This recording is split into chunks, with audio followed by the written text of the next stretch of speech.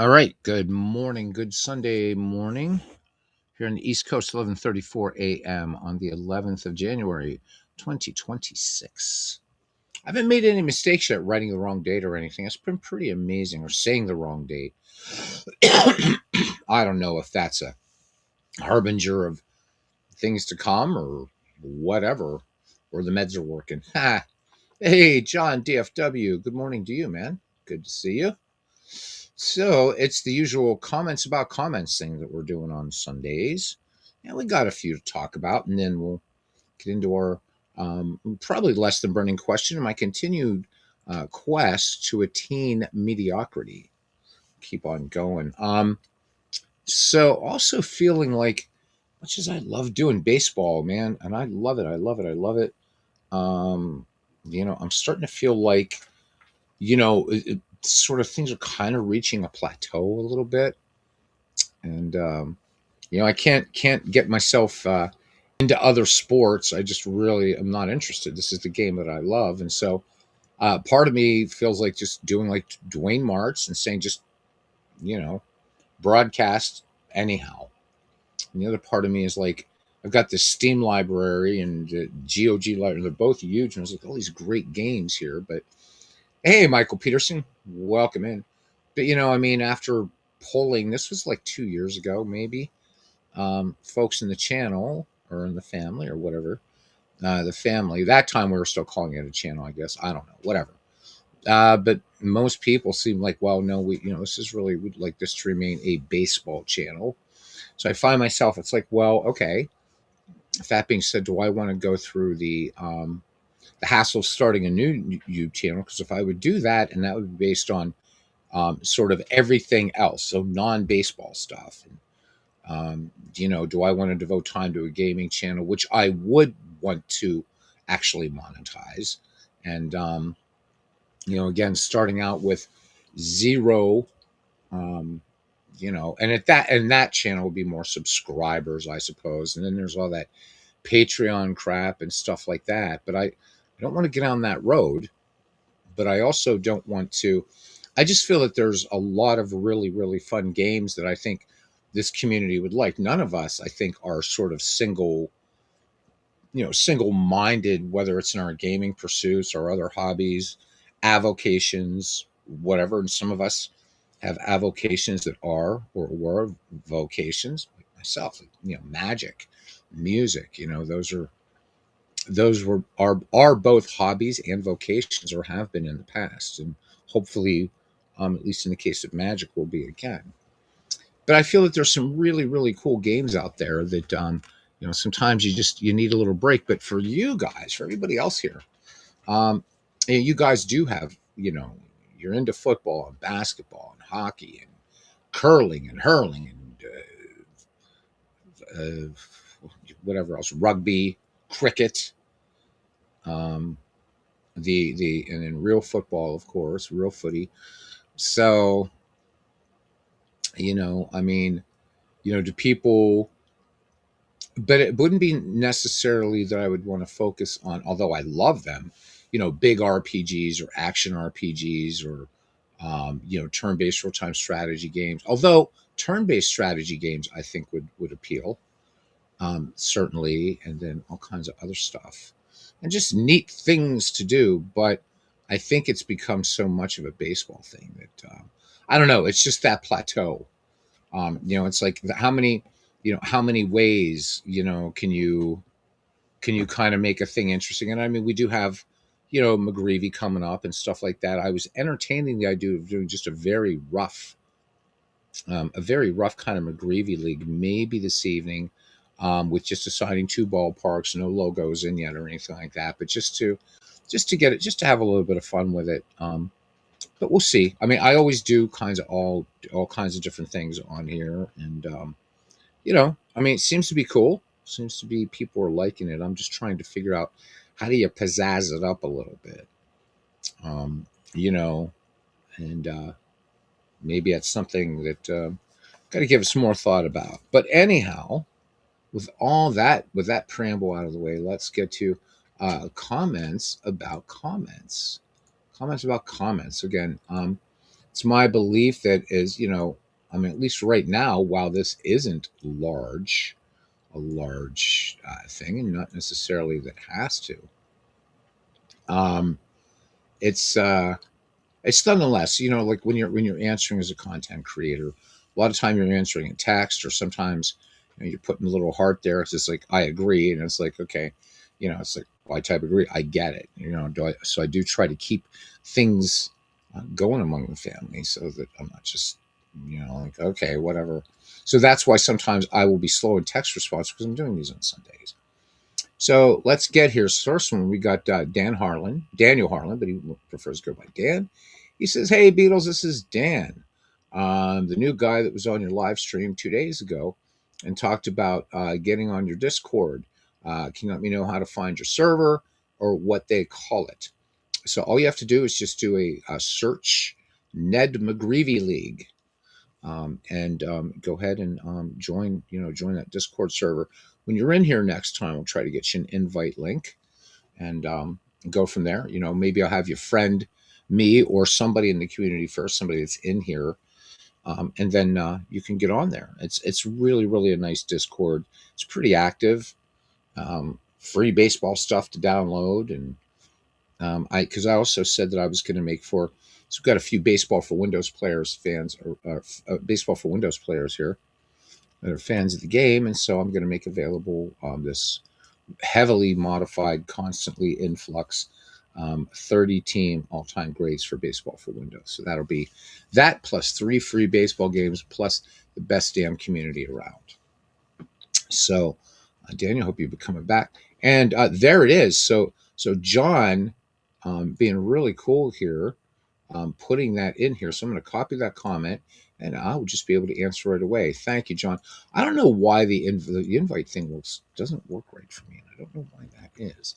It's probably something I'm doing wrong, as I want to do that. So thank you, man. I do appreciate it. All right. And where did that go? So I can answer that. Boom, boom, boom. And reply and thumbs up and heart and link to the Discord. There we go. Boom. All right. So always the more the merrier. Thank you, John. And by the way, so it's John DFW who created the Discord. It keeps growing and people joining in. All right. So here we go. We were talking about pronunciations. And Coffee Nut Gaming Network. I love the some of the names that folks come up with their channel. It's really really cool. So his last name is Lavarone. So again, Clinton and I got into the Italian pronunciation last night. We'll talk about that in a little bit. He said he never pronounced it properly, even by his father, who was fluent in Italian, until he was in Naples, for the first time and met another Lavarone. And he said we had a good laugh at it or out of it. He also says the DiMaggio brothers always fascinated him. In a book, he said he read that Vince supposedly once said, Joe had the best bat, Dom had the best arm, and I had the best voice. He said, funny comment, but being the lesser of that MLB trio is still no slouch. Totally have to agree. Hey, Paul, how you doing? Welcome, welcome, welcome. Yeah, you definitely have to agree. I mean, look, we and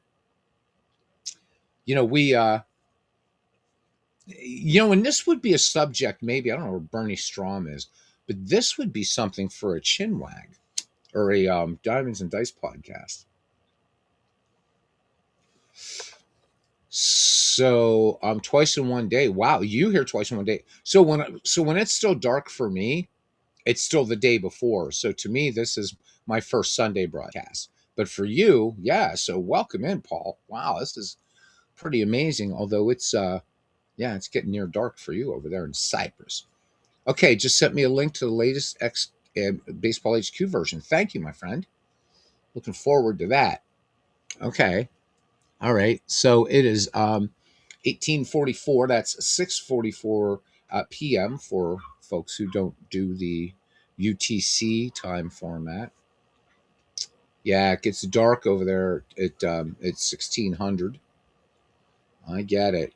That's what I missed living about in Holland. Yeah, in the wintertime it got dark early, but in the summer, That was so nice. 10 o'clock, 10:15. Still pretty light out. February, crocuses were coming up. We're going to have 53 degrees here in Pennsylvania on Wednesday. And then I think by the weekend, it's supposed to get down to the 20s. I'm so over this shit. But anyhow, getting back to this comment about the DiMaggios, it got me thinking. And also, as I said, I watched Major League again, that great movie last night, and Bull Durham. So, Major League references, at least at the beginning about the minor leagues, but Bull Durham is about the minor leagues. And I mean, as great of a movie as it is, I mean, while that movie isn't about any two specific players, they had a lot of consultation on that movie, and it's a great, great baseball movie, and it really, really touches upon you get down there in the minor leagues. And so, I wonder sometimes in our gaming. So we take somebody like Vince DiMaggio, for instance. So no, he wasn't Dom, and he certainly wasn't the Yankee Clipper. But if you think about how difficult it is, whether it was the 1940s, 1930s, 1940s to break into Major League Baseball, or even now, do we through our gaming trivialize? And there's cousin Ken Castro. So John says he hates cold weather. He's also thinking of moving to Canada. Okay. Meteorological dissonance there, John. I had two chances to move to Toronto and turned them down two times. If I get a third chance, I'm going. I would love to. So Michael says he's a huge baseball fan, but never saw Bull Durham. It's an amazing movie. It's really, really fantastic. Susan Sarandon just knocks it out of the park in the part she plays. Kevin Costner, superb in it. Everybody is just it's just such a great movie. It really, really is. So I highly recommend Bull Durham. In fact, right now, if you have Amazon Prime, it's free. You should go watch it. You should go watch it. You're joking. You're joking. Oh my God. Okay. Well, I don't know. I'm in Egypt. You could be moving to Canada. I hate the cold, but I would move to Toronto if I had the third chance. I've turned it down twice. So next time I'm going, I'll still be a Buccos fan, but they got two great magic shops there in the city. The Browsers Den. I can't remember the name of the other one just offhand, but yeah, turned it down twice like an Egypt. But anyhow, so about this trivialization thing, you think about like Vince DiMaggio, okay, largely with the Pittsburgh Pirates, and not a great Pittsburgh Pirate team, years for them when DiMaggio was there. But we kind of cavalierly say, oh, this guy was a 240 hitter. But let's be honest. For any of us here, none of us, even in our prime, or we would have been doing it now, would have made the major leagues. So, I mean, in a way, our gaming, because of our love of baseball, and we're able to at least vicariously kind of live out some dreams, whether, it's managing clubs or what have you. But, we look at guys, geez, that guy was a bum. He made it to the major leagues. And I'm not talking just about Vince DiMaggio. And I know I've ragged on Harold Reynolds, but I've always ragged on Harold Reynolds for being in the Hall of Fame. Harold Reynolds was certainly a very good baseball player. You don't have a 20-year career and just be a shitty baseball player. It doesn't happen that way. But it'd be interesting to just talk about how, are we trivializing the exploits of these elite athletes? I mean, this game is so difficult. You even get up there for for a cup of coffee. How long can you stay, right? So Kevin Costner's character Crash Davis talks about he was in the show for 24 days, watching all these guys, that are, they're at the single A level, and they're just blown away by all that. And I mean, still at single A, right? These guys aren't going on jets and stuff like that. They're doing the bus trips. Or you think about the guys that were never good enough to even cut it in the minors, and they're playing independent league baseball. Now, I can't speak to other sports, certainly, but we do know how the baseball system works, and working your way up through the minor leagues. And Legend Sports Universe and I had nice conversation about this at some point early last year, and how he was even talking about, the difference between AAA and the majors is just huge. And so, Bob Uecker himself was very, very much, may his memory be eternal, very self-effacing. But let's face it, he had to be good to go up to the big club. Major League Baseball has never been about charity, ever, ever, ever. Hey, Greg Gorecki, how you doing? And yes, Paul, I'm a huge Fields of Dreams fan. I've seen that movie get panned by baseball fans, but it's not primarily a baseball movie, but it's an excellent movie that happens to have baseball there. For the Love of the Game, I love that movie. Love that movie. Ken Castro said, making the minor leagues is a monumental task. Exactly. What most people not realize is less than 3% of all high school athletes play college at any level. Think about that as well. Yeah.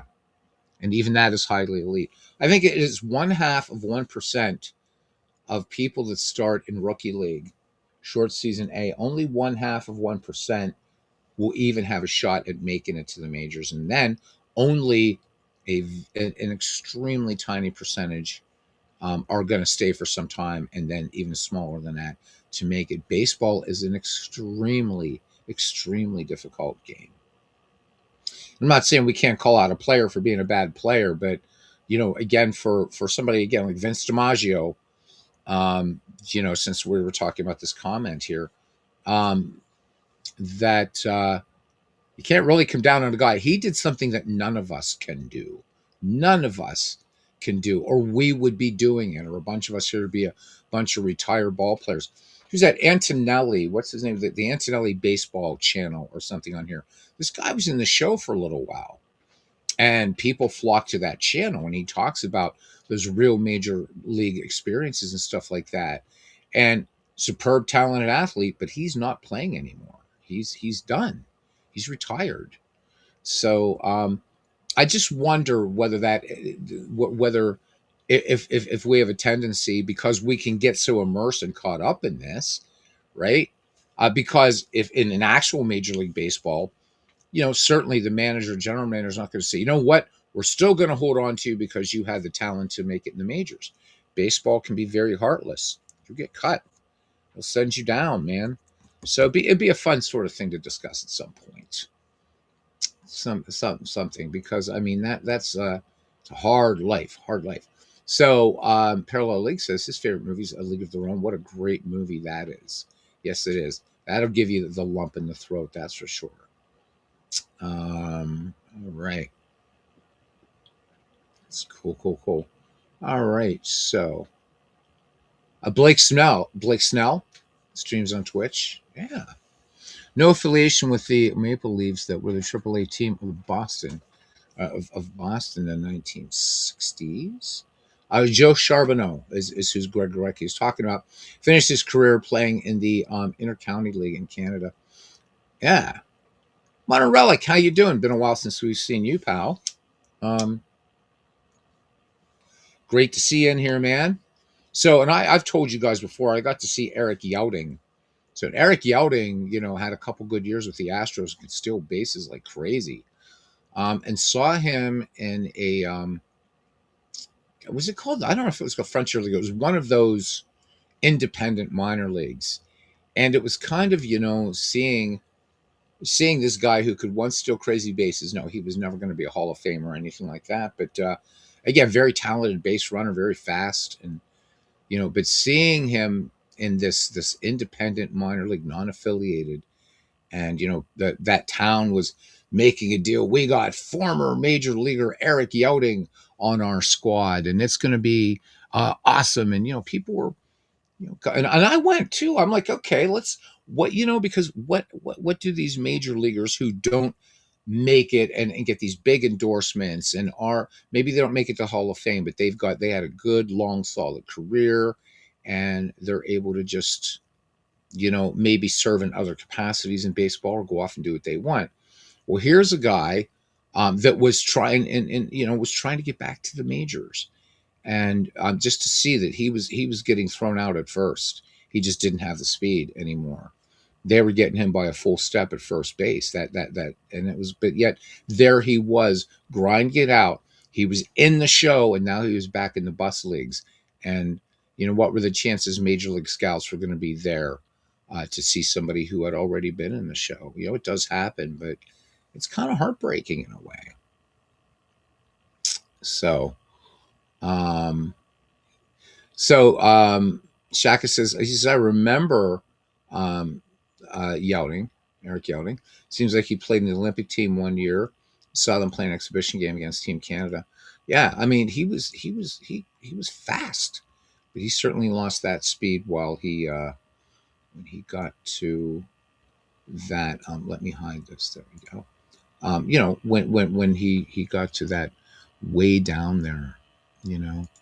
And I'm not saying that a job as an entertainer is any easier. It's not. The show business is a bitch too to break into and stay there and big. I mean, you know, even just what the Beatles accomplished. That's rare. That's definitely a league of their own. But you look at just bands, whatever. Just look at music, right? You get a couple number one hits, man. You're pretty good. You're good, right? And there are guys making their career and they've got maybe their two number one hits or their two top 10 hits. And they're going out, they're playing county fairs, they're doing it. As long as your voice is holding out, the fingers, holding out or whatever, you can still drum, you can play the keys, play guitar, play bass, you can sing, you're all right. You're all right. But you can't be going out there, well, Nolan Ryan aside, or who's that football guy, George Blanda, who was like, didn't he play into his 50s or something like that? He was a kicker. Again, guys, my American football knowledge sucks. But you have a shorter career. You got that time to make it. And then your body says, right? I'm done with this. I'm done. So, yeah, there we go. So, um, so Ken Castro would be great because he's done so many interviews, mostly hockey, but also some baseball players. He said, spoke with a number of guys over the years who toiled in the Indy Atlantic League. Great yarns to listen to. Would love to hear those. Ken, you should write. Have you ever thought about writing a book? Have you ever thought about writing a book, Ken? I mean, a really a nice book, a retrospective, where maybe you could change the names to protect the innocent and or the guilty. I think that would be fantastic for not only the casual sports fan, but also those of us who are a little bit deeper into it. Or maybe you could take those yarns and weave this whole narrative. I think that would be amazing and maybe what a great co-authoring project with your son who writes absolutely beautifully. I don't know if it's ever occurred to you to do it, but Ken, you ought to think about doing it, man. You really ought to think about doing it. All right, let's get to our next comment. So this is a Blue Rose case, Mike Koss, 23, and he's given a lot of great Action PC stuff to the community. It's also available in the Discord. In the Discord. So he's saying that we should have a group meetup at a Senators game this season. So the Harrisburg Senators he's talking about. He says he's in Berks County in the Reading area right now, but moving in April to just south of Pittsburgh. Well, Mike, if you're listening to that, man, if you're going to be just south of Pittsburgh or Harrisburg, I'm sorry, if Harrisburg, we're going to have to definitely meet up, talk some baseball, play some baseball, whatever. He says he goes to a dozen or so Reading Fightins. So, of course, Reading, the affiliated with the Philadelphia Phillies. So yeah, minor league baseball is a blast, and indeed it is. So yeah, Mike, definitely let's do that. I haven't seen a Senators game in like 2 years, so I'm certainly ready. And I love minor league baseball when it doesn't cost an arm and a leg to do it. So Ken says, yes, we had 2 books in the process back in the early 2000s. Then you got sick and that snuffed that. They're both books about hockey, though. But even so, good afternoon, Jack, brother Jack Dawson. But even though they're about hockey, still, but to take just, and you talk about those interviews, I think that you have such a unique you have a unique perspective because you know, some of the players that you talked about, you know, they were in their prime, some of them past their prime, maybe some on their way up, but I think people would devour it. There's got to be some, you know, just some good substantive stuff to read. It'd be amazing. Greg Records, sometimes they're great songwriters, make their money writing for others, but have one big hit as well, like Henry Gross. Absolutely. In fact, John Lennon and McCartney, the two biggest songwriters ever, not only wrote for themselves, but wrote for a lot of other people. And you'd be surprised at the songs out there that were written by Lennon and McCartney that were never Beatles songs. The Red and Fightin' Phils, says cousin Ken Castro. What the hell? All right. Yeah, well, I hope you at least think about it. Paul, thank you. He says, great stream as ever. This was a day ago. Mick says, so this was last night. He says, good stuff in the video in the chat. He says, his comment about 1968 Gibson seemed to generate a whole lot of discussion about all time's great leagues. He says he appreciates everyone's comments and feedback. And you know what? That was a fun discussion. You know, a lot of people getting involved in it. You know, and there's more fodder yet for another Diamonds and Dice or whatever. Is, you know, why play all time greats leagues? You know, is it, you know, because we did a game last night. That was the Diamond Mine game, and it was the Pirates and Cardinals. The Cardinals win that game 8-7, but Bob Gibson got banged around, man, and got the hook in the third or fourth inning, maybe it was something like that. I don't remember, but Mick had said, you know, wow, it's really really hard, you know, to see Bob Gibson knocked around like that because he didn't get knocked around like that. But even the best have their bad days. But that being said, right, you know, let's you know, we do also know that these, you know, Babe Ruth didn't hit a home run or Barry Bonds didn't hit a home run every time up, and you know, neither Rube Waddell nor Tom Seaver nor Greg Maddux struck out every batter they faced, and they were never ever facing lineups of the best of the best of the best. So, you know, but why do we play them? For me, at least, it's just it's the whole it is it's pure fantasy. It is just a pure fantasy the thing, just like reading a good fantasy or sci-fi novel or something like that. It's just okay. This is something that never would have happened, but what if? Now, if you wanted to do that serious study again, and you take one of your baseball sims, and you would really have to do this on a digital baseball sim, or do something like Back to Baseball, but you know, be changing up pitchers all the time. It would be a huge project. You would have to run a large control of the same two teams thousands of times to get a general sort of paintbrush stroke. But for me, I don't care about that. It's not that, you know, but that being said, you know, a hitter like Nap Lajoie is going to do a lot better in the long run in a league like that, obviously, than Mario Mendoza. So for me, it's just about the fantasy. It's just fun. Yeah, Sid Finch. Well, that's true. You're right, Modern Relic. So George Plimpton making that great discovery there, right? Of Sid Finch struck out everyone he faced, 140-mile-an-hour fastball. Yeah, he was absolute legend. How about Sid Finch? So great work there by George Plimpton. I know that a lot of people don't play all-time greats leagues, but some people do. Legends, his all-time greats league is fantastic. I love playing them. Any sort of what if. Arnold Hunter, welcome in, man. He's rare. He makes very infrequent visits, but just as important member of the family. He says, "What ballpark is that?" That's Forbes Field in Pittsburgh. So if you're in our Discord, I'll pop it up there and you can grab it. The other thing you can do, Arnold, because I know you're an Action PC player, if you go on HD, the APC community for baseball there, Mark Shaw has been putting up ballparks forever and ever and ever. And this is one of his. So you could definitely find it there as well. So, yep, Forbes Field, home of the Pittsburgh Pirates from 1909 to 1970. Cousin Ken, and it's good to see you in here again, Arnold. Back in the day, Ken Castro said the Brochures from Stratton App, etc., yelled in their promotion, "You're the manager. Pit Babe Ruth against Sandy Koufax. You be the boss." To a 14-year-old kid with that, right? That was your your what if moment, right? And yeah, and I mean that resonates with me. And season replays are fun. They're great. They're awesome. We're doing 1971 right now in Action PC Baseball to test out legacy mode. And it's great. But if you have and so the thing is, so people ask, well, okay, but yeah, but how are you going to randomize and stuff like that? Well, you got a humanly infinite possibilities.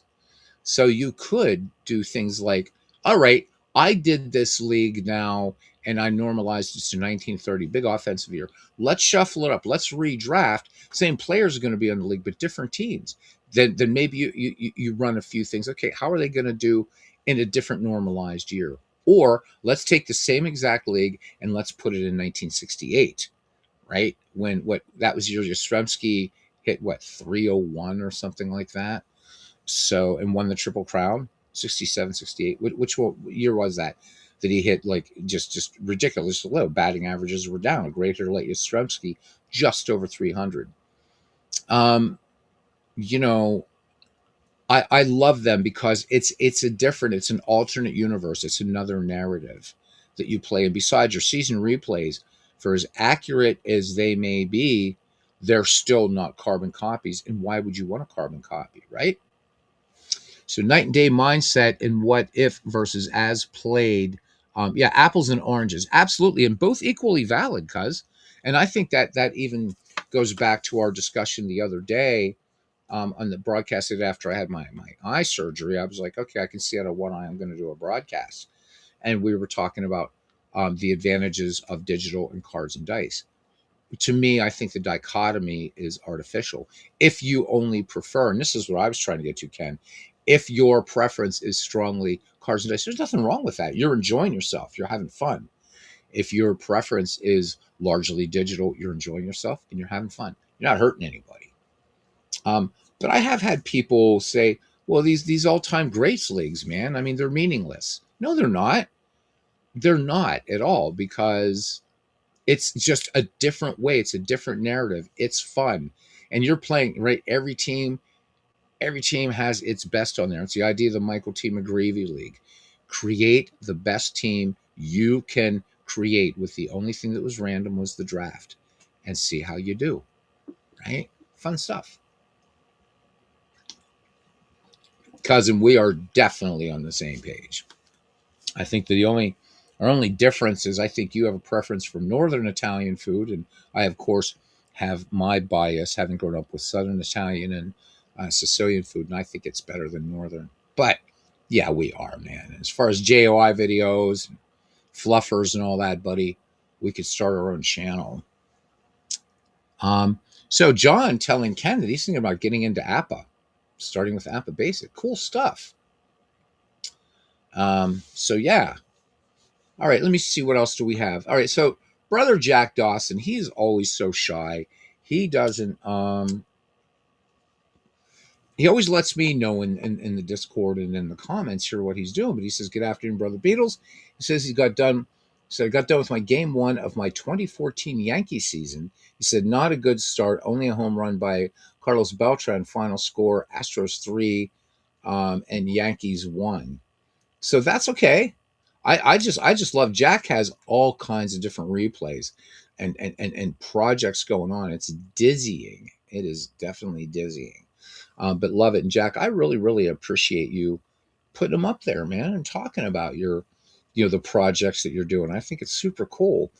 I know that Jack was a fan for a while of Dombrov baseball. I think right now for that, in a holding pattern for it, because I'm going to do some more of that on the channel, but I'm going to get past the opening screen user interface and the because that just freaks a lot of people out. But it's a worthy baseball game. But nonetheless, thank you, Jack, for your constant updates. They are always welcome. Keep them coming, brother, and put them in the Discord too, right? Because you're putting them in my comments, and largely I'm the only one reading them. So let other people know, man. All right, let's get to Will Tool. Will Tool is awesome. He said, "Hey, Beatles, thank you for your stream. I heard you talking about how you can create a history of baseball in Action PC similar to Out of the Park Baseball. We'll talk about that for a minute." He says, "Haven't made it all the way through the video yet, but could you show us how to do it with the encyclopedia?" So let's take the encyclopedia thing first. And here's how great this community is. So here's Ken Castro saying to John, "Cool." He said, "Plenty of help here if you need." So how everybody gives so just unselfishly of his time here, which is just amazing.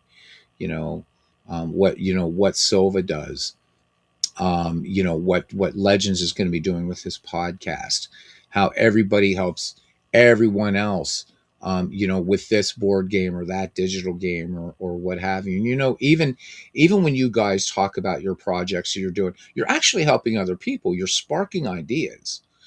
Like, hey, John DFW had this cool idea. I wonder if I could develop on that.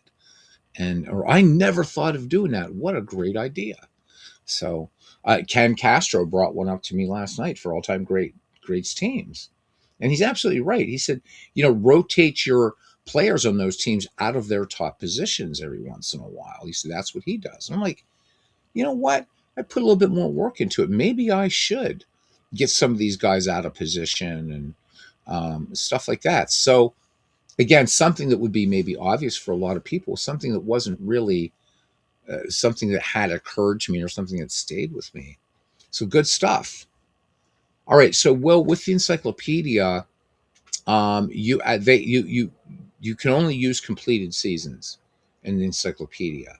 So the encyclopedia, you're kind of building things up with the encyclopedia. And if you go to tools, import team, it says only complete seasons. So you got to do that. So we go into Out of Action PC Baseball. Let's see what happens here. Let's mess with it, because the completed seasons I've done here, like the first McGreevy and everything, it's gone. I think I have it backed up on on the cloud somewhere if we ever wanted to revisit the olden days here. All right, so we're here in 1971, but let's go to the encyclopedia and let's try to import a couple seasons here. Okay, and again, even if owning the season, you still have to you still have to you still have to have it installed. So let's say we wanted to do, and again, you guys see I don't do a lot of that. So let's add 1980, 1985, and 2015. Okay, and then add data. Okay. Okay, add player and team data to encyclopedia. Encyclopedia 1, select only completed seasons. So let's assume that since let's go no, and let me uncheck 1980 because I have messed with that. I'm trying to find some seasons here I haven't really done anything with. And I might have to install a couple seasons just so we can see how this works. But nonetheless, okay, so 1937 Negro League. I don't think I've done anything with that. So you got to do this with complete seasons, all right. And then this is like all that data then that's here that you can work with in the encyclopedia. So what we'll do is we'll get more into it as we do 1971, and I'll pick a season that I've never installed here, and just let it autoplay the season, and then we'll play around with the encyclopedia. Now, for the history of baseball, what I was talking about, it's similar to Out of the Park Baseball in as much as this legacy mode exists right here. Okay. But so the way that you could maybe do it, and then you won't, like me, you have all the seasons. But for folks that don't, maybe you theoretically, that at least theoretically behind this is you could start. So the earliest season they have in Action PC Baseball is 1880. So you could start in 1880, and all the data are available in this game. So in 1881, those rookies will come in. You would have to draft them, and so on and so forth. But as Dave Cook, DK Sports clearly points out, their career trajectories may and often are. I'm adding that are going to be different. So there is that you can have that in out of the park baseball too. So in that way you could do it, but out of the rip, could you do in this game a history of baseball in the same way that you would be able to do it in out of the park baseball? No, not yet, at least. Out of the park baseball was really built as a franchise, a career mode type game that actually added on a strict replay mode. I believe that was last year. Whereas this one was a strict replay engine that added on a way to sort of do a franchise mode. So each of them kind of meeting or diverging from their original paths to meet one another. So that's kind of that answer for that. So we'll keep exploring Will. Will's a smart guy. Yeah. Going back a little bit when we were talking about greatest pitchers, we got Unifix. He says, when you consider the area pitched in, he says he feels Pedro Martinez was the greatest pitcher ever. So, yeah, that's cool. It's I think again, we can talk about numbers and all that kind of good stuff, but I mean, in the end, although we're probably closer than all the people that used to be able to, that used to do the hot stove leagues and stuff like that, and have the old chin wags on Saturday afternoon at the general store. Who was the greatest ever? We're never going to solve it. We're never going to solve it, right? All right. So, yeah, that's pretty much it, guys. As far as comments about comments, but everybody just kind of give it a thought and maybe just answer, post some up in the comments or maybe a future broadcast. Do we trivialize the accomplishments of players? I mean, if we would go into this, database here for this 1971 season that's installed, for instance, and kind of look at some of these pitchers, some of these players, I mean, and are they bums? Looking at Atlanta, let's look at Atlanta batters here, and let's switch this over here to just basic batting. There we go. So, I mean, we've got this Leo Forster. Now, unfortunately, I can't actually look at his full career record like I can in out of the park baseball. But was this guy a bum? I don't know. He only played 9 games in 1971. I really know nothing about Leo Foster. Maybe somebody else here does. A Braves fan maybe does. I don't know. Was he sent down? What was he? Was he a late season call up or something? I don't know. But even 9 games at the major league level, that's 9 more games at the major league level than anybody here has ever played, certainly. So, again, it would be easy to trivialize, but, this guy did something that I think needs to be admired. He made it all the way to the majors. How long he stayed is irrelevant to the fact that he did make it. Now, look, I rag on guys. This guy's a bum. He's a bum, but really, he wasn't a bum, right? Maybe I don't know. Maybe overanalyzing, but I remember making a comment in one of Al Red Sox fans' chats of why I don't like war games. That to me, there's no such thing, and I'm talking about like the Grognard type war games of the Grognards play, not like Total War Warhammer or something like that. And so the reason why there's never an accurate war game and never will be is because there's no viscera on the game board. There's no blown apart bodies. There's no people screaming out for their moms in their last gasps of breath. And I think in a way war games While they're important, I understand generals use them, admirals, whatever, for strategic strategies, tactics, and everything like that. It almost abstracts the most horrible of human pursuits. And I think maybe not a direct analogy, but I do think that in baseball, there is that tendency to trivialize something that was extremely difficult here. Look, we got this Charlie Sands here for the 1971 Pirates. 28 games. He was in 25 at bats. And this guy, look, he hit a home run. He hit a home run. That's pretty something. It's something. He batted in five, scored four times. Holy shit, just to be able to walk down the street, right, and imagine, right, you meet somebody. Yeah, so man, tell me a little about your life. Yeah, well, you know what? I was up for a cup of coffee. I played for the Philadelphia Phillies for 35 games. I was up there for a month. That's incredible. That's incredible, man. Like right there. I mean, sure, you can have other goals in life, but the fact that you made it to Major League Baseball, even if it was for a week, and I think that's what I love about in Fields of Dreams, right? You know, I mean, we don't know much about the real Moonlight Graham character. You had one of the most legendary actors of all time, Burt Lancaster, playing that part.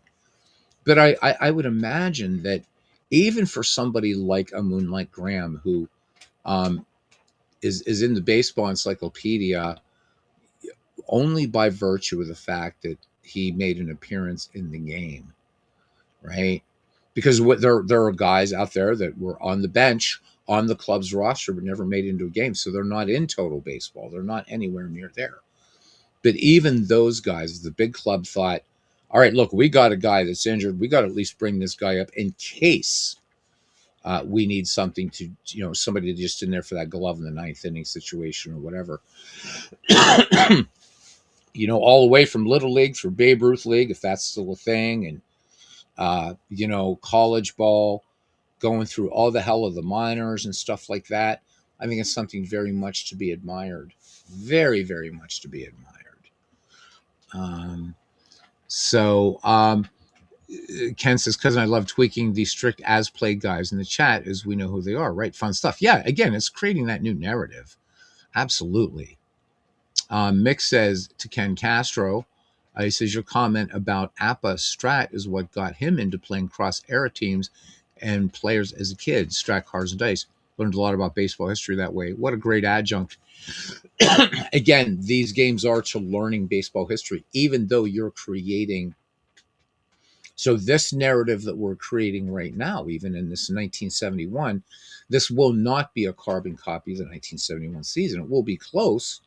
Right now, it's not, but we've only played 1 month. But we should see the Giants be making a run as it goes. Buccos are where they should be. Detroit had a good team in 71. White Sox weren't too shabby then either, but you expect to see Oakland making a push, and we've got a little bit of a dogfight there in the American League West. But you could play this 1,000 times and not change any setting, and you're still not going to come out with a 1971 season. But you're still learning about the players. So regardless of the fact that it may or may not play out as, it's going to play out close to the actual 71 season because DK Sports does a great job. But still, I'm learning more about Jim Northrup, let's say, excellent player for the Tigers, but it's not like there are all these great docos out there about Jim Northrup, as opposed to, Roberto Clemente, let's say, right? So I can learn about these guys. And for, Steve Tate's franchise files, what an interesting way to look at the histories of baseball franchises through these 5-year slices that he does. And then you go back, well, wait, I was reading this book or I was watching this documentary and I experienced this in the game I was playing, that this player does this or does that. And you get to know these guys because now you're kind of like managing them. And you could have never managed these guys. None of us could have, right? So that's why I like it. That's why I like it. So Mick says, that said, I think I missed out learning about the lesser players and teams in the past. So I do have another file for baseball for Windows and it's also a franchise all stars. But this one's interesting, and I think Ken saw me playing it once, and he said that's a really cool idea. So these weren't the all time greats. There were no Hall of Famers in this one. I still have a file.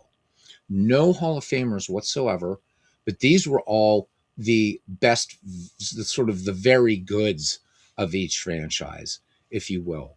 And it was a lot of fun. And I'm like, wow, I wonder if I should kind of do this on the channel. But what a lot of people were asking for was no, I kind of prefer the sort of the bigger names, the Hall of Famers and the Hall of should be in the Hall of Famer guys. So, but it's an interesting file, something to play around with, certainly. Greg Recchi says, I was a season ticket holder for the Raptors for 28 years until your health changed, and even got a ring, but had not made a basket since uni. Awesome stuff. Hey, Dwayne Martz, welcome in. All right. Now, I think I asked a question here, and I do want to kind of put this out here for maybe a little bit discussion, see what you guys think. Um, and I do not have the sound on. So if anybody want to come on mic and even talk about it for a little bit, that would be great too. No system sound is on, so no echoes. So we know that there's no perfect game. I don't care whether it's baseball, football, an action RPG, a simulation, or whatever. But what would your ideal, your dream baseball sim, what would it contain? What would it contain? And so if you want to talk about it in terms, well, I would take this from Diamond Mine, this from Action PC, this from Out of the Park, this from Digital Diamond. But somebody, a multi-billionaire who happens to be a huge baseball fan, has given you money and said, okay, look, now I know you could just kind of, jet off to somewhere and, for this $1 billion I've given you, I've never seen you again, but there is a hit squad, elite hit squad. And so for you to be able to get this money, all right, first thing is you have to create the ultimate baseball simulation. It's got to be historically amazing. It's got to be beautiful, immersive, freedom. All right. And then if it does that, if it meets that criteria that I've set down, you got $1 billion. Go thou and party, go to Tahiti and learn about how grass can fit deliciously around bits of anatomy. What is in what's in your what's in your ideal, your dream baseball sim? Let it go wild. Let it go wild. What would you require of, if possible, a perfect baseball simulation? Let's kick it around for a little bit. At the end of the day, we're not going to come to a definitive answer, but we as baseball fans know that already anyhow. Because again, I can ask, who's the greatest player right now? Who's the greatest player in baseball? And we're going to have, as many different answers as there are members of this family. Who's the greatest player in baseball in the last 30 years? Dwayne Martz, or let's say last 50 years. Dwayne Martz is going to say Mickey Mantle. So, um, you know, and then we'll get off onto that tangent. All right. So Dwayne Martz, kind of beginning it here. He says MLB The Show have a board game companion. Okay, nice. Modern Relic says Adler Park has everything he wants, feature wise. Improved accuracy and better graphics are all you could ask for. Okay, good one. No rain delays in dome stadiums. Well, Nelson Bryles had that happen in the Astrodome in real life. He was our you know he was our human rain delay for the Pittsburgh Pirates. So Dwayne, you're talking about MLB The Show to have a board game companion. So that would be kind of very, very interesting, wouldn't it? To be able to input and then watch things play out. Certainly, I think for me, and if we can use that criteria, so I had one in 1992 at Dome Stadium. Says Greg Gorecki. I think what would be nice. So MLB The Show,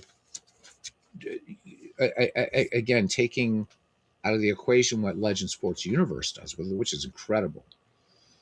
For me, MLB The Show is a baseball simmer, not a baseball Twitch player, in which Legends isn't either, comes the closest to the perfect baseball sim. It really does in a lot of ways. It looks fantastic. I told you guys how it was 2020, and I had rotated out from this animal rehab place I was working for a month because they wanted to make sure that, wow, if one person got that virus, and if we had to shut down the whole, the whole works, we'd have a lot of animals that have to be put down because it's going to feed the animals, it's going to clean them, do the rehab, walking, all that thing, right? So yeah, it was just one day, and I'm like, man, I'm really, really jonesing for baseball. This was June of 2020, and I'm bopping around YouTube. I'm so desperate to watch baseball, and it hadn't started yet. And I happened upon this game, and I'm going somewhere I'm like, wait a minute, I'm following this. Baseball hasn't started yet. What is this? And found out it was MLB The Show, and it was the Mets actual broadcasters that were doing this on YouTube, and they were doing this like on a fairly regular basis. I'm like, what? And then finding out from Legend Sports Universe and Steve Tate that you could actually just play, manage, and even just spectate an MLB The Show. So if MLB The Show had an extensive database, like something like, well, let's say pocket pennant run baseball, because you can play minor league baseball in that. Maybe you could have a fun mode where you could take your favorite minor league or take your favorite player, but you're starting out in the minors, and let the game kind of shake things up. You could play through that. Again, having that as a board game companion. Seasons, all the seasons available in MLB The Show. And those incredible graphics. Holy shit. Yeah, I think you'd be close to perfection right there. I think you really would. So Greg Gorecki is still talking about the rain delay. He said they misjudged the weather and were late in closing the dome. It's only a 5-minute delay though. Well, that's not too bad.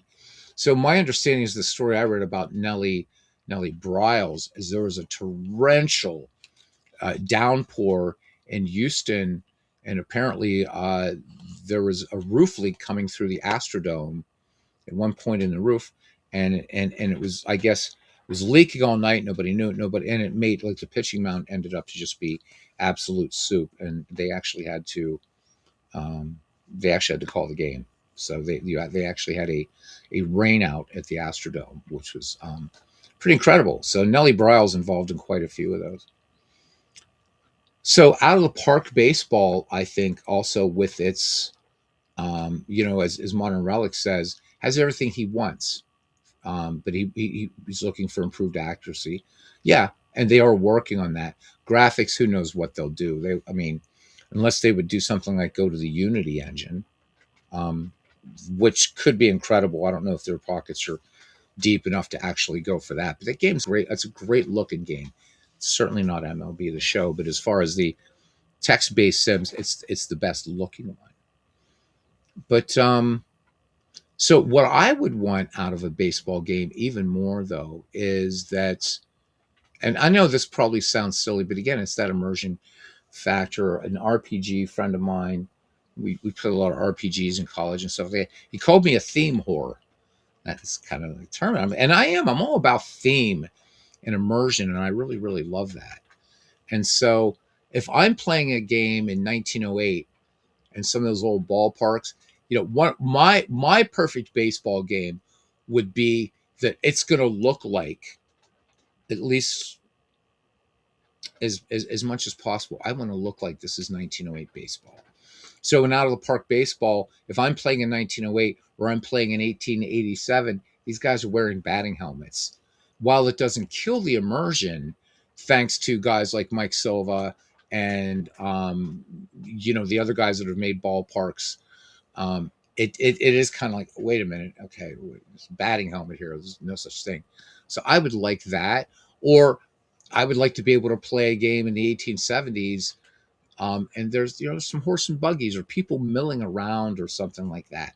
And computers and consoles are getting to the point where those games are possible, but I don't think there's really demand for that. So for me, that's probably one of the reasons why the perfect baseball game will never happen, is the immersion.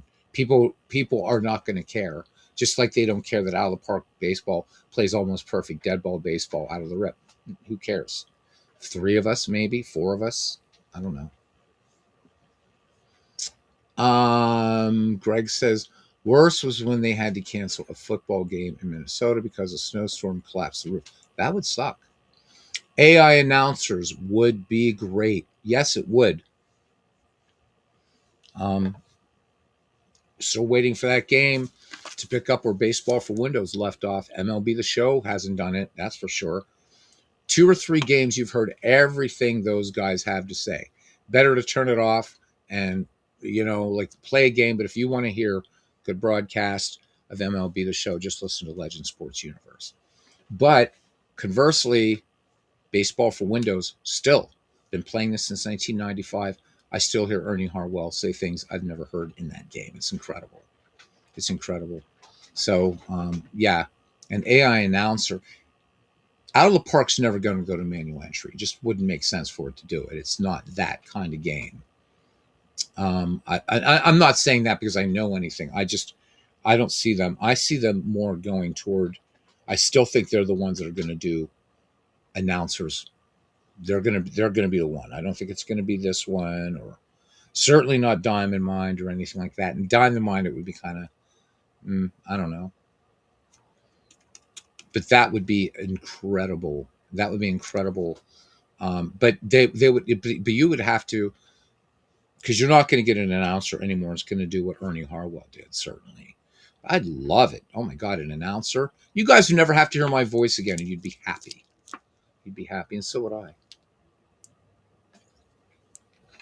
Nick says, for digital, the ability for the sim to handle multiple seasons to rate a player rather than the tedious process to homebrew players. That's a great idea. That's a great, great, great idea. Because you have the ability to do it, right? I mean, it's not like, I mean, it's what are computers meant to do? Calculate. That is what they are. Everything they do is a calculation. Whether you're looking at a this amazingly gorgeous, beautiful game, or you're playing, something old timey, like full count baseball. It's making tons and tons of calculations in the background. So yeah, it'd be nice to be able to do that. Oh, demos, you're full of crap. But how you doing, buddy? And how's Tabby doing? Says we like hearing your voice. Nah, you don't. You guys can't have that many masochists in the community. They could license rights from real announcers. Uh, they could, but everybody's all about the money these days. So, you know, the thing it sucks about, right? So if you play a game of baseball for Windows, Ernie Harwell said every name in Total Baseball, every name, first name and last name, all those numbers, everything, and how the Miller brothers did it is like total voodoo, man. It's cool. But listen to MLB The Show. There's certain players whose names can't be said because of licensing issues. So um, you got to wonder, because with AI, and you guys know this, go mess around with it. You can find these programs. You could put in a few sound bites of Vin Scully or Ernie Harwell or Red Barber or Bob Prince or whomever, and you could have them. Jamie Marshall did it with the Big Beautiful Baseball Bash. He has Mel Allen talking about, right? So the AI voice, that set up those parameters and what have you. And then Jamie puts in the script, and Mel Allen, who, when did he die? May his memory be eternal, is announcing in 2025, it was last year, right? Mike Silva's Big Beautiful Baseball Bash.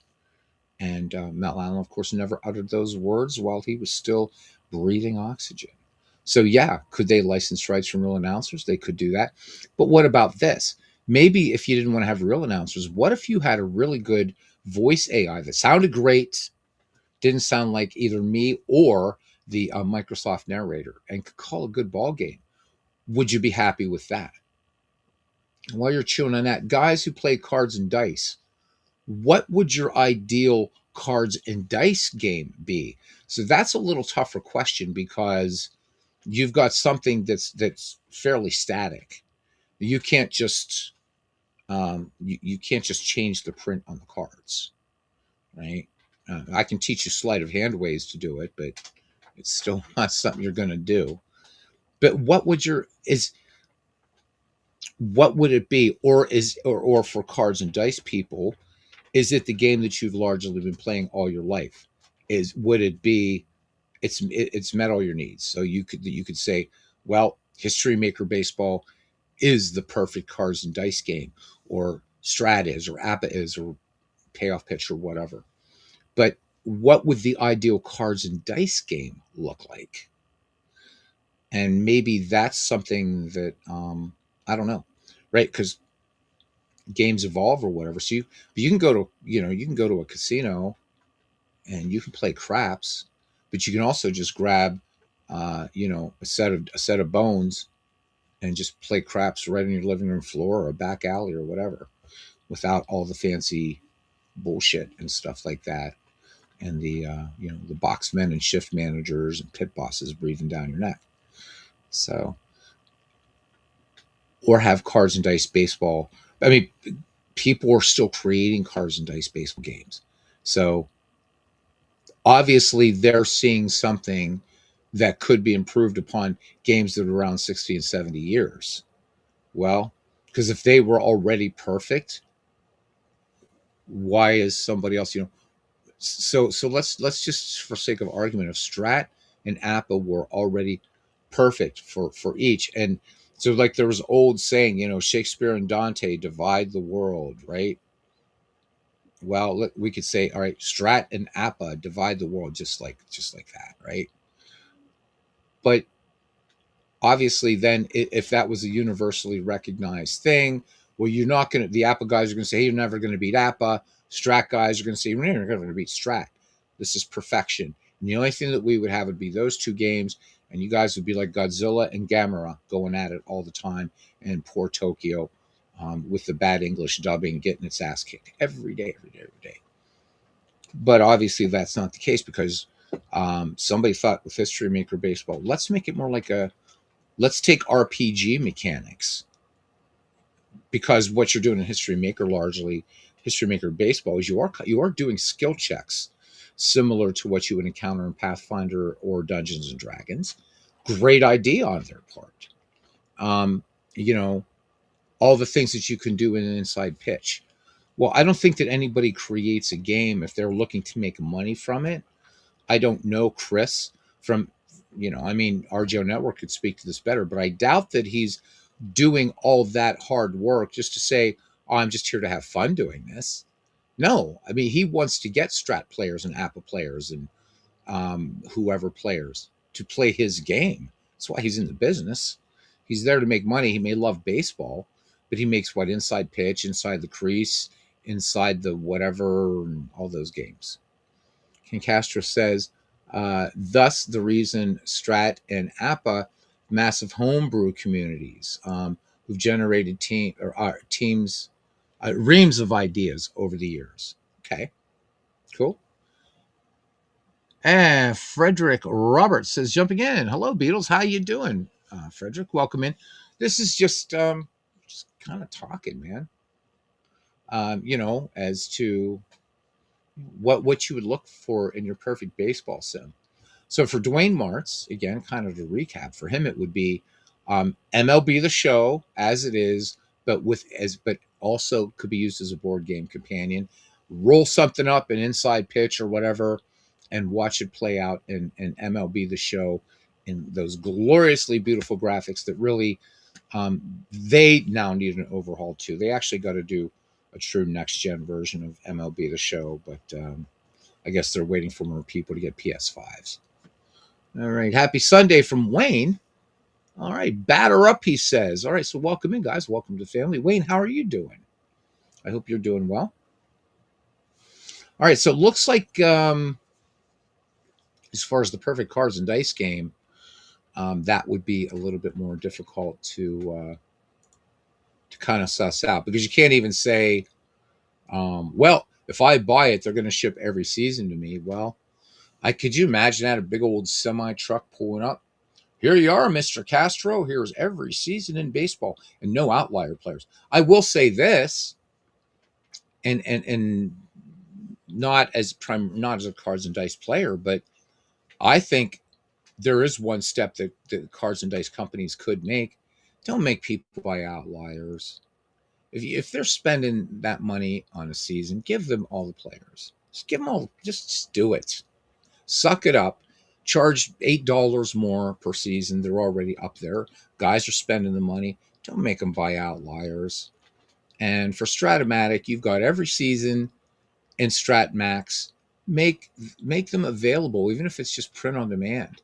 Make them available. Don't make people wait. Oh, I hope this season's going to come out this year. That would be cool. But maybe there's the only thing you can do with cards and dice is refine, refine, refine. And do games like Strat Napa need to refine? Probably not. Let's face it, if it ain't broke, don't fix it, right? So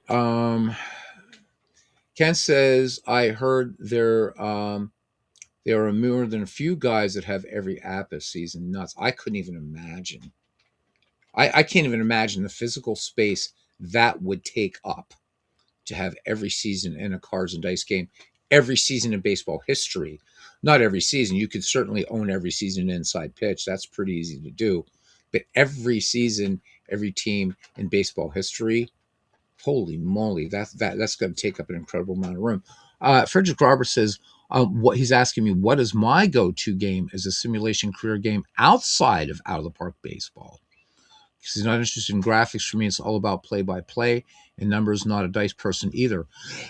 So I would say, Frederick Robert, if you're talking about something like that, I can answer that finally this year, because I would say that prior to this year, the only game that really does career mode well would be Out of the Park Baseball. But now with the addition of legacy mode, and you're not worrying about, although the graphics in this game are all about the pictures of the ballparks. That's it.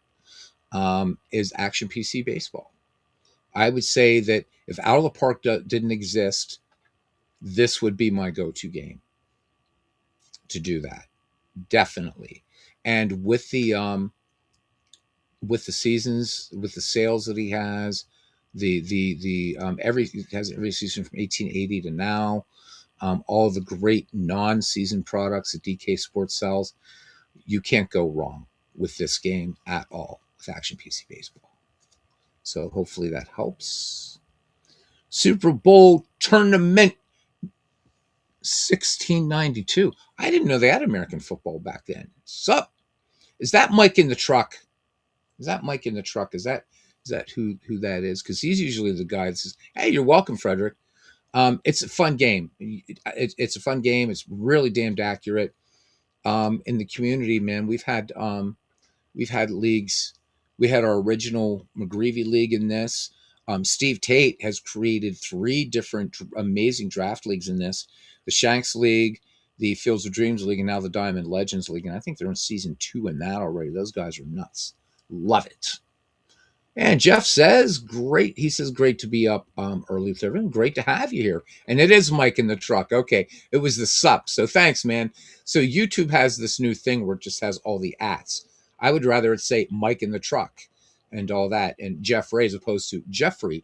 So Greg Scarborough was here the other day, and I didn't realize that's who it was. And I said, so do you go by Craig's Car or Craig Scar? And he said, Craig Scar. And I'm like, oh, shit, that's Craig Scarborough. So I don't know why YouTube decided to do this, but it's really stupid, man. So Mike says that he's been buying Decade downloads every Black Friday sale. That's a smart way to get things. Smart way to get it. Let's see. Modern Relic says, would it be fair to say that cards and dice games scratch a bit of the collector itch as well? Ken Castro says, yeah, exactly, Modern Relic. And Dwayne, more than a few times I've been asked, is my app a collection along those lines? Truth is, I'm not a collector. I usually sell them when I'm done with them.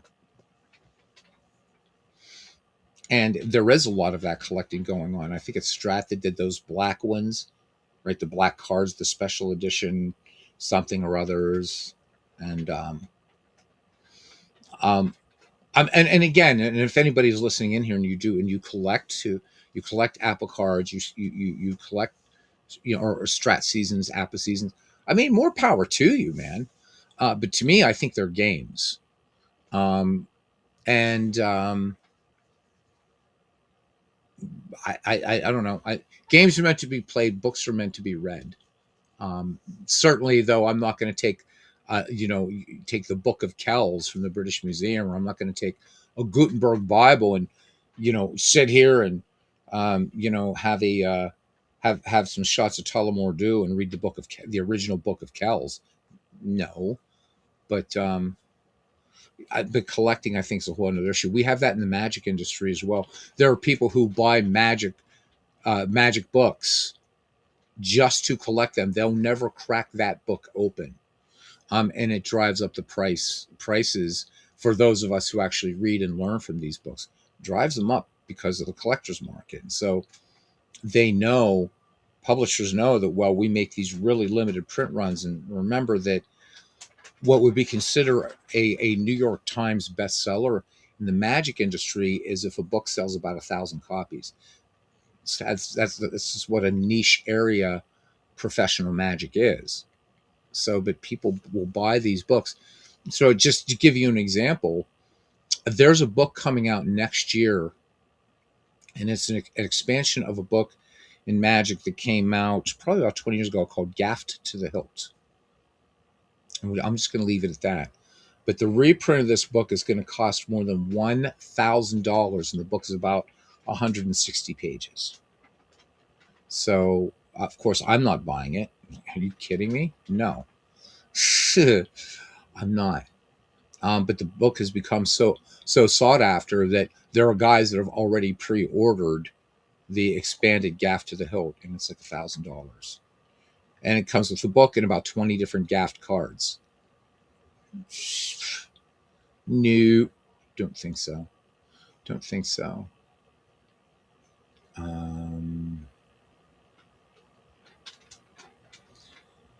So, what is my best baseball fiction book? I would have to say, we were talking about them last night. W.P. Kinsella's works are fantastic. So, Shoeless Joe Jackson Comes to Iowa, of course, is the book upon which Fields of Dreams is based on. I do know about Darrell Brock's work. But I would have to say W.P. Kinsella, who also wrote the Iowa Baseball Confederacy and Box Socials. Excellent. Of course, If I Never Get Back, what a great book that is about a guy going back in time, 1869 Red Stockings. But the other one that I think is right up there with those is the great Ring Lardner and the You Know Me Al series that were serialized, I believe, in the Chicago Tribune. I mean, you can get them now as an annotated collection, the works of Ring Lardner. I have them here somewhere. And fantastic baseball fiction that so accurately reflects those times in baseball. But I would have to say, you want me to choose one baseball author that writes fiction, is W.P. Kinsella without hesitation. Universal Baseball Association is a great book. J. Henry Watt Prop by Robert Coover. Definitely a good read. Kind of dark, but good stuff. So, Frederick, you strike me as a very, very well-read person. So you're in the right place here. We've got a bunch of smart folk in here. And there's Aaron Reed. How you doing, Aaron Reed? Yeah, really, really love everybody here. All these books and everything you're bringing up. So I guess with Cards and Dice, we're kind of just where we are, and people were going to create them. And for digital games, it seems that we're kind of all over the place with digital games, from announcers to acting as a board game companion to improved graphics. Accuracy, I think, is always a big thing for everybody. And I'm going to add freedom to create and immersion as my two. So at the end of the day, as I said, Rod, we didn't solve anything, did we? We didn't solve anything. But people are still going to make these games, and we can still use them for what we want. Oh, you're very welcome, Frederick. So, um,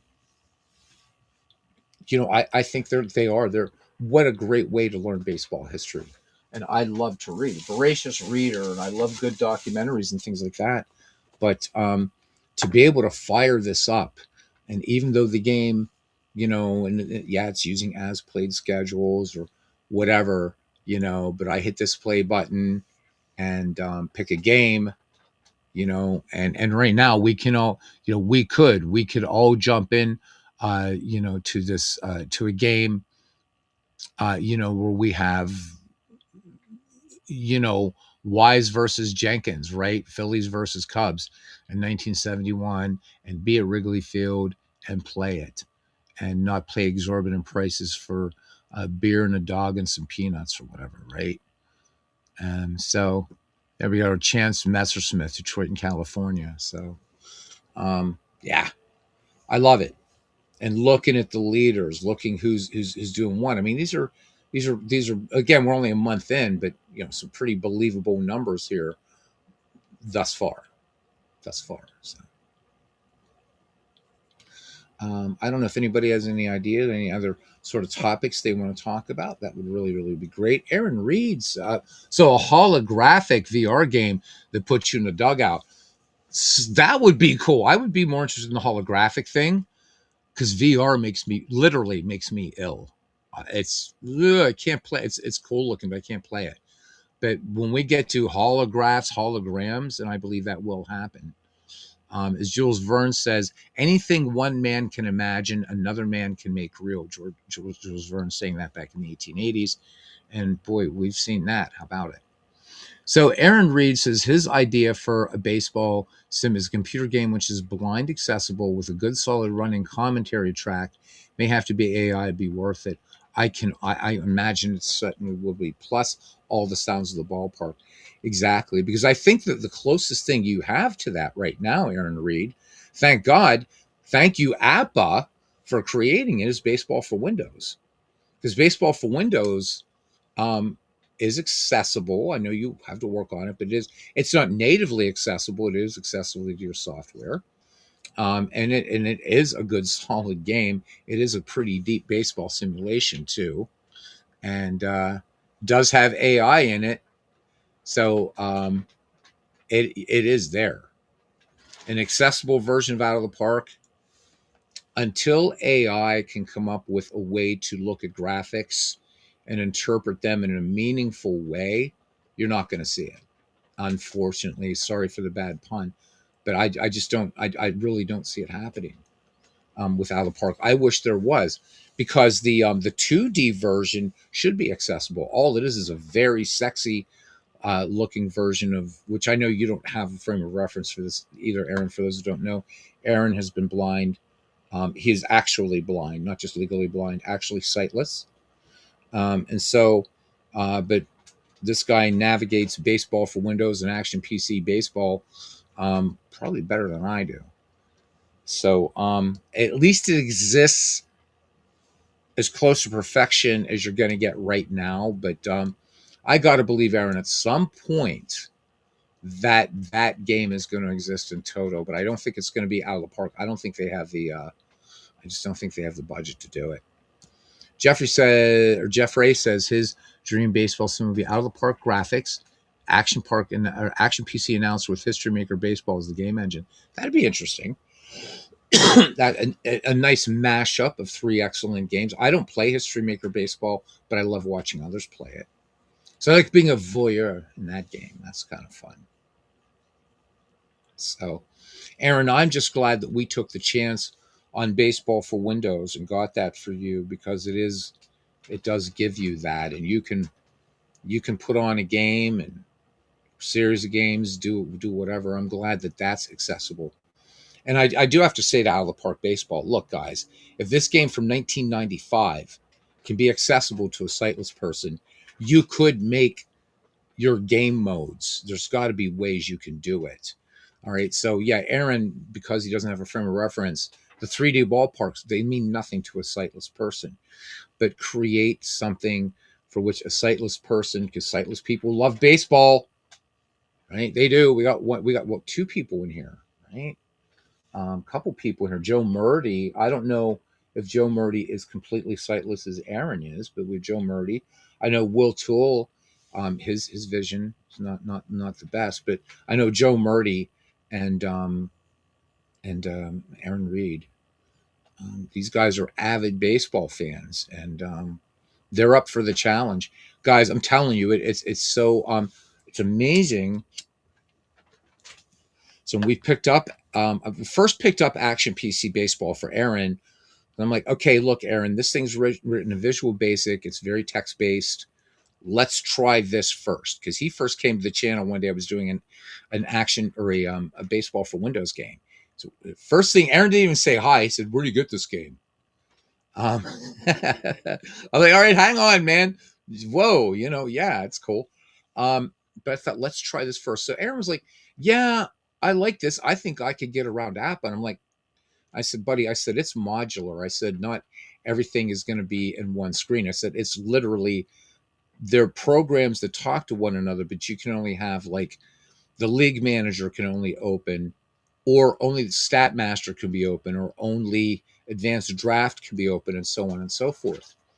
So Aaron here, and he says he was a little nervous before installing Apple. He thought it was going to be like old time baseball, which old time baseball, that will never be accessible. That's an old DOS game, which is beautiful, but never going to happen. Aaron says, when I found out how he was to navigate the menus, I said to myself, holy shit, I can do this. I can work with this. And here you are 2 years later. 2 years later, give yourself some credit. So Robbie Wartburg, may his memory be eternal, helped Aaron out. I helped Aaron out for a couple days. I think Robbie maybe worked on him with him a little bit longer. Aaron, within 2 weeks, is navigating APA PC baseball. Boom, all over the place, doing teams, doing trades, doing this, doing that, playing games, setting up schedules, the whole thing. And I get folks here that can see and say, I can't figure that out. I can't figure that out. There's too many modules. Here's something that somebody can't see. And I would trust Aaron to actually do a tutorial on APA PC baseball. Now, nobody can understand Strat PC. I don't care whether you've got, the vision of a hawk or no vision at all. That's a crap game, but that's another discussion altogether. All right. So Aaron says he's had the version that his dad got him for a year. That's right. You upgraded. You have a blind tutorial on your channel. Well, there you go. So folks, anybody here that might be listening to this, you're a sightless person, and you love baseball and you want to play an excellent deep baseball game that has a decades old engine, APA PC baseball, you have a Hall of Fame announcer calling it, even with all the little glitches and weird stuff. It's probably one of the most immersive baseball games you can ever play. So check out that tutorial. And if you're a sighted person, check out that tutorial, because you might just find some things that you never realized. Hey, wow, I can do this. I can do this. Smell-o-vision with hot dogs, beer, peanuts. That'd be okay. That'd be amazing. I wouldn't be surprised to see that kind of thing. But it also, at the end of the day, begs the question: is this really? This is just, fodder to eat up some time, and we've been on for an hour and a half now. So you're going to do part 3, how to set up a league. Nice, good. At the end of the day, we have to really be honest again, and that what we do is a very niche hobby, and you're not going to get San Diego Studios and Sony to say, well, damn it, what the hell, we've seen what Legend Sports Universe has done, let's just make a database in there at least as large as Out of the Park, if not as large as the bigger database, which is Pocket Pennant Run Baseball. Let's just do that. They're not going to. They're not going to do it. They don't even support their modders. You guys can go ahead and ask Legends why he still uses MLB The Show 22. because SD Studios hasn't learned the lesson, I guess, that modders are what make a game. And Legends has said, I don't want to have to redo all this work just for a new edition. They should be able to carry over. They don't allow it. In fact, you can't even get I think it's for MLB The Show 18 or 19. They've shut down those servers. So there's that Operation Sports website. Good luck trying to, you can't download the rosters for 18. So they're kind of forcing you to buy the game every year. I have every edition from 18 to 23 or 24, and the one I play mostly is 22, as I love the roster sets. So the money's not there, obviously. You would have to have somebody super wealthy, super eccentric, so somebody a lot like Ken Castro, who would put out all this money and say, make the perfect. Well, Ken wouldn't, because he's not into digital baseball. So let's say, let's just say, for example, not picking on you, man. We're just having fun. So Frederick Robert, or he could be Frederick Robert. Okay. But let's say Frederick's got scads of bucks, man. He's worth $500 million. And he says, all right. And he comes to us here in this family and he says, you got more like Dwayne. Okay. Yeah, Dwayne is definitely eccentric. That's for sure. We love him to pieces, though, don't we? As Clinton calls him, the Dizzy Dean of YouTube. But anyhow, so Frederick comes along and he says, all right, seems to be some smart guys in this community. I've got a ton of money and I want this game. I want the perfect baseball game, but you guys don't have to go nuts on graphics. But here's what I wanted to do. And so Frederick gives us the shopping list. And he says, obviously, the money you need, you get your programmers, get statisticians, get everything you need. I want it to, look nice, but it doesn't have to be, super smexy. I don't have to know what Barry Bonds smells like at his first at bat. Okay, fine. Barring that, do you really think that the really wealthy guys in the world, like Elon Musk, who is a gamer, by the way, serious Diablo gamer, actually, or like Jeff Bezos or Warren Buffett, those guys don't give a shit. So, next level down, now you get the billionaire musicians like Paul McCartney.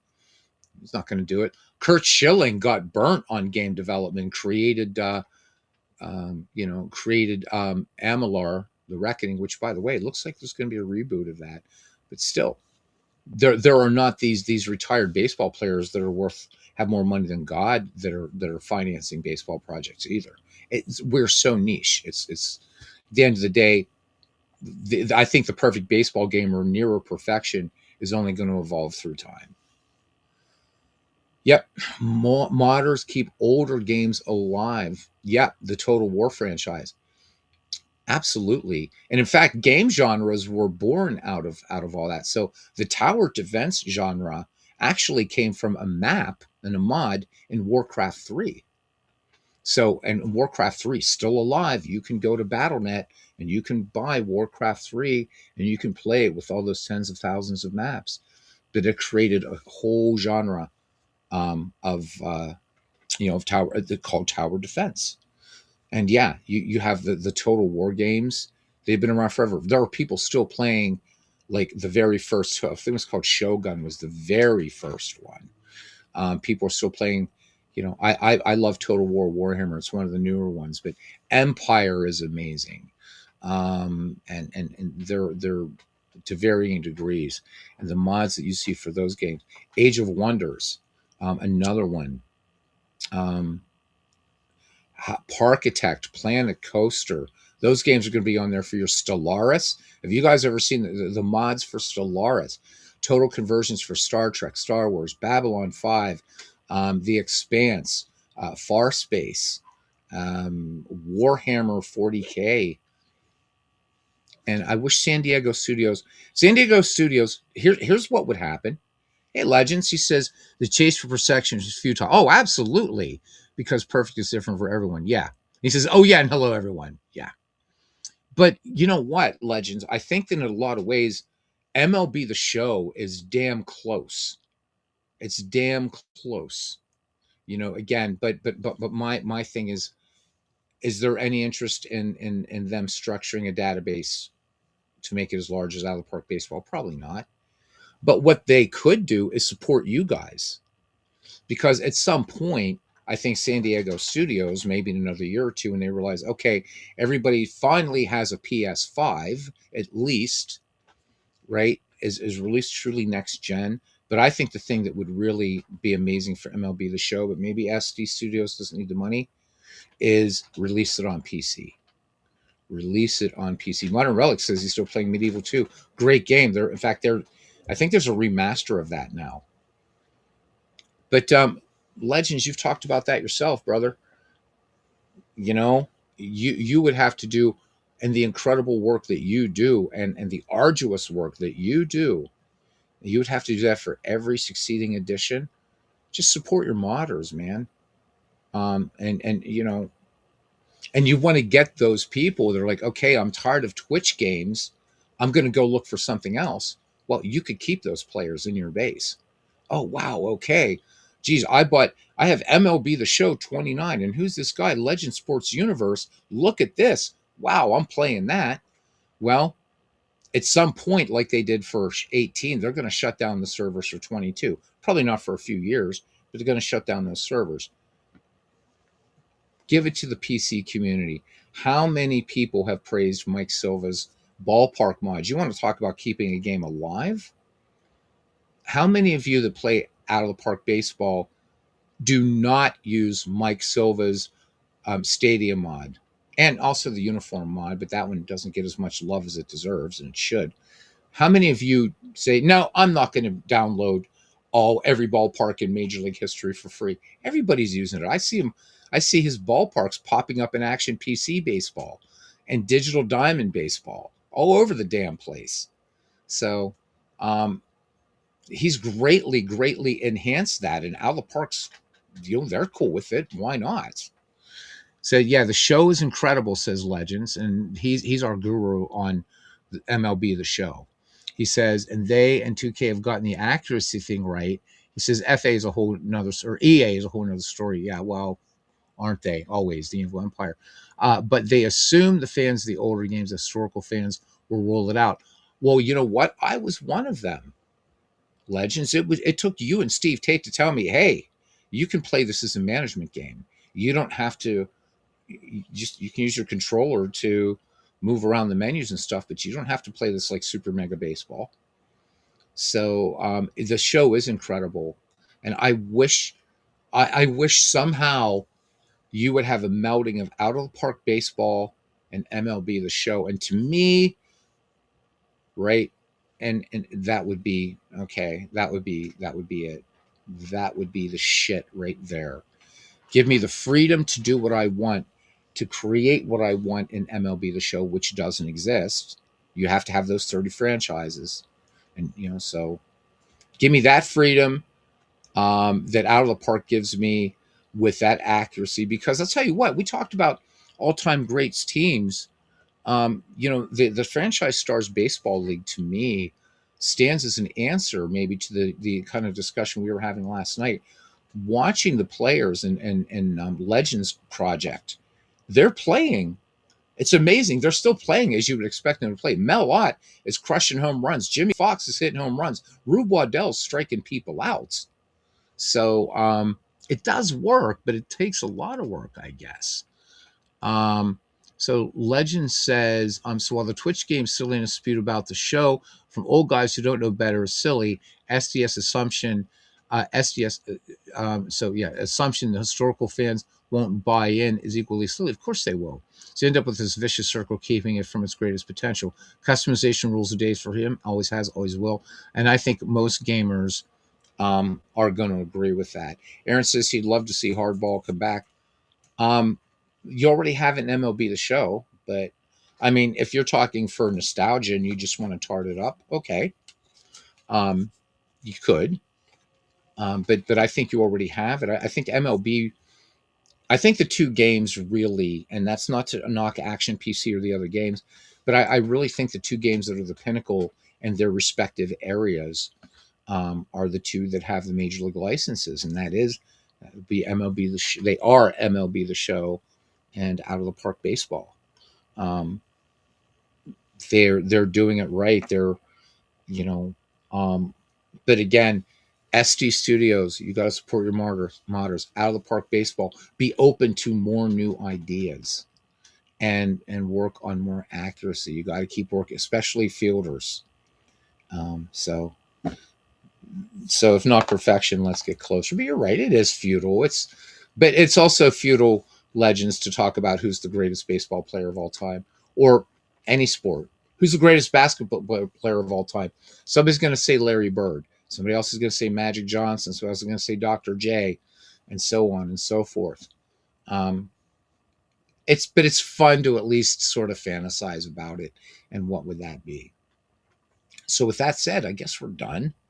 I'm not going to throw in a baseball game here. We've gone on an hour and 41 minutes. May come back and do something later, um, some baseball game here or there or another. Waiting for a new patch for Pocket Pennant Run Baseball. And I'm going to download and look at the new Baseball HQ app, which Paul said is now available. So there, Greg Orecki says, Will Chamberlain not even close. Well, for womanizing, I know Wilt is stilt, buddy. I don't think anybody could ever touch that. Um, so Legends and stressing the word long, he says, I've long maintained a fully customable game from 2K for football. Screw the licensing would crush Madden. Yeah, yeah, yeah, they would. Modders would make 2K bury Madden. Yeah. That is so true. That is so true. Um, and that is the same with MLB the Show. I don't understand, and again, Legends, because I've never gotten.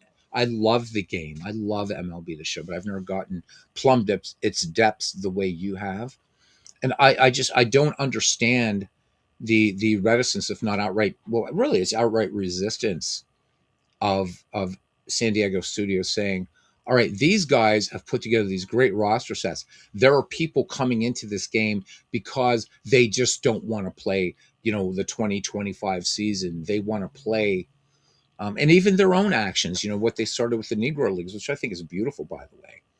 So they know that there's that market out there that, that the casual baseball fan who's going to take the time to play a baseball game is going to realize I want to learn more about this game, and then they start hearing first about Babe Ruth and Lou Gehrig, and then they go a little deeper and a little deeper and a little deeper, and so it's there. So what I don't understand the resistance to it.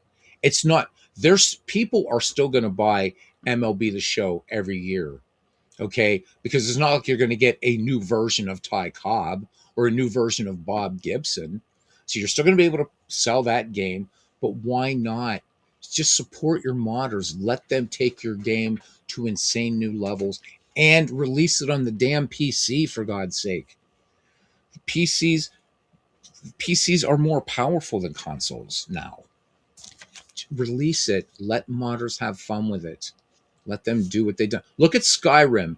Skyrim came out in 2011. Remember my ex and I got my former stepson.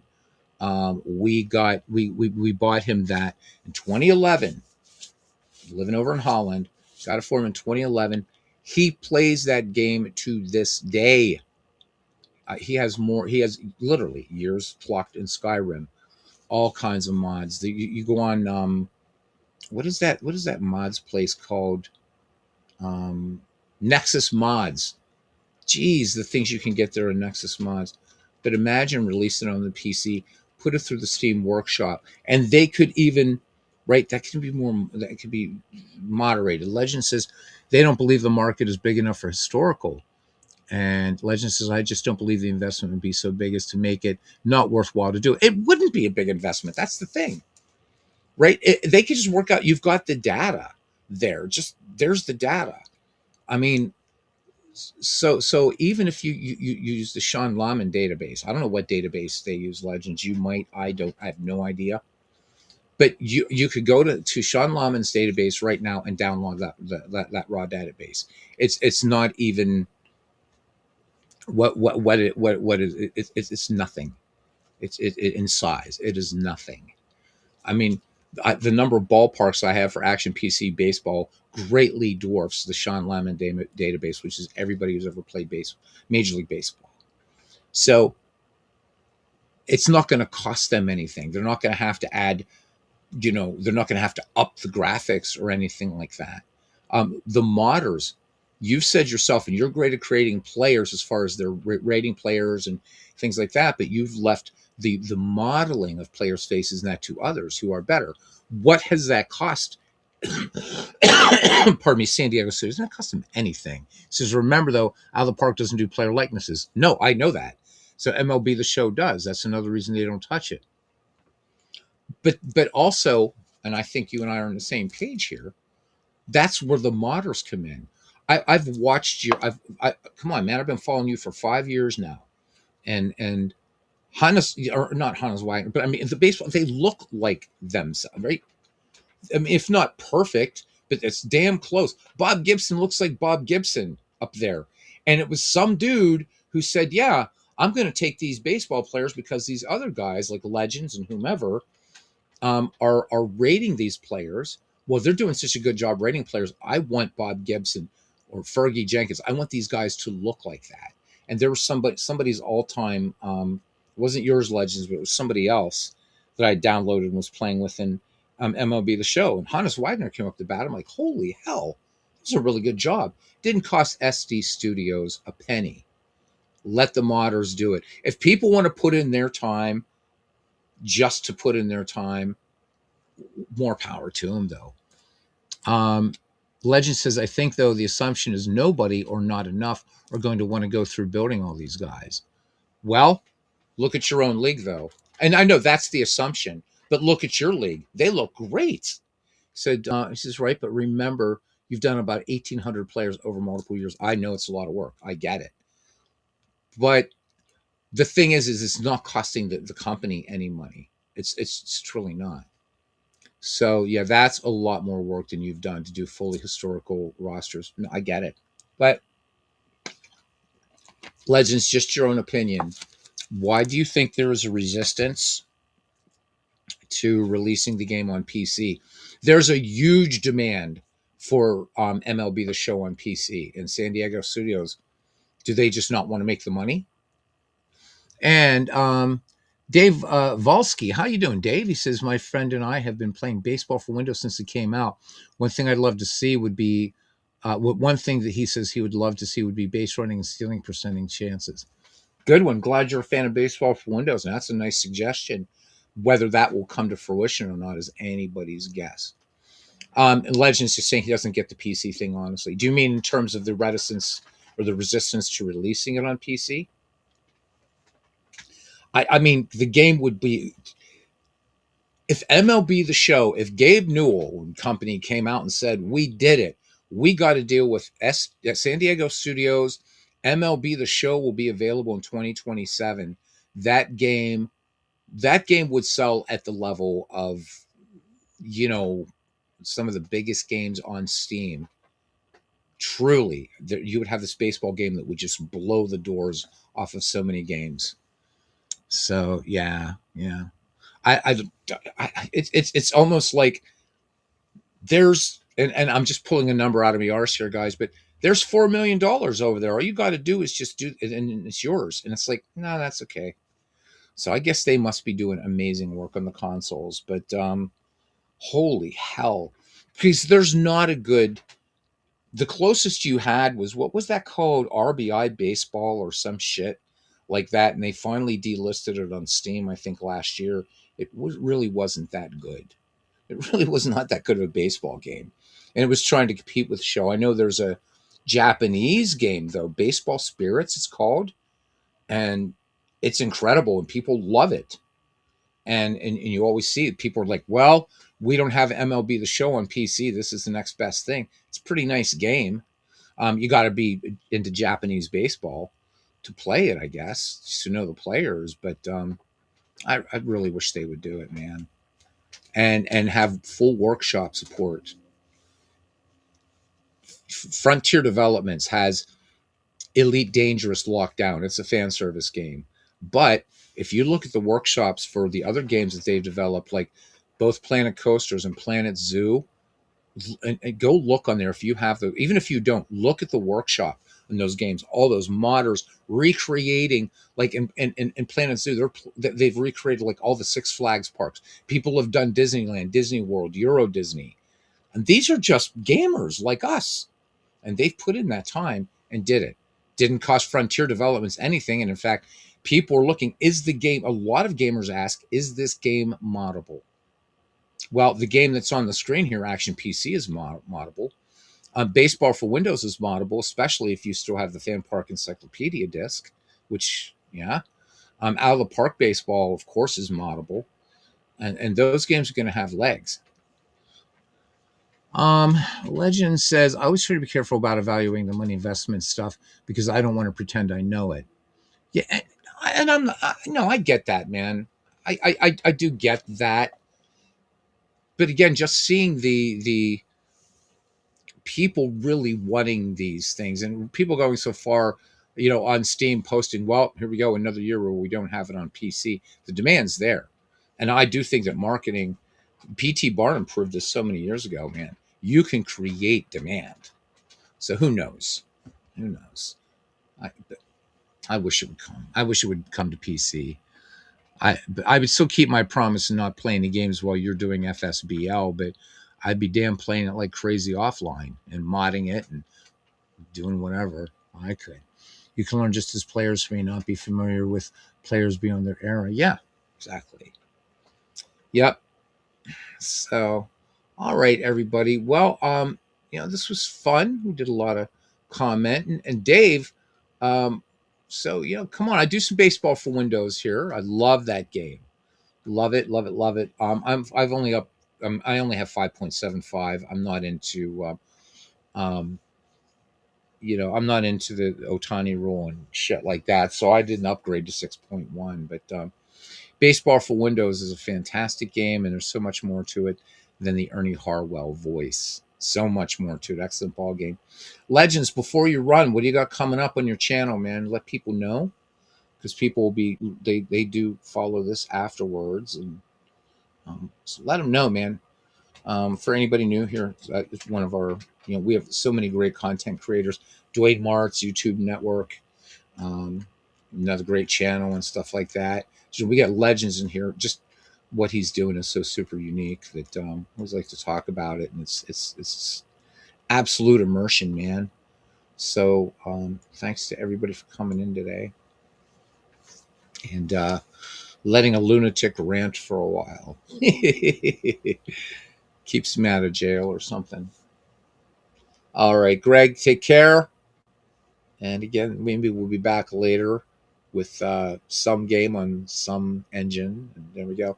So tonight, hopefully, American League Game of the Week for 31st May, Year 5 the Franchise Stars Baseball League. The Indians at the Blue Jays. Bob Feller getting the start for the Cleveland Indians. So,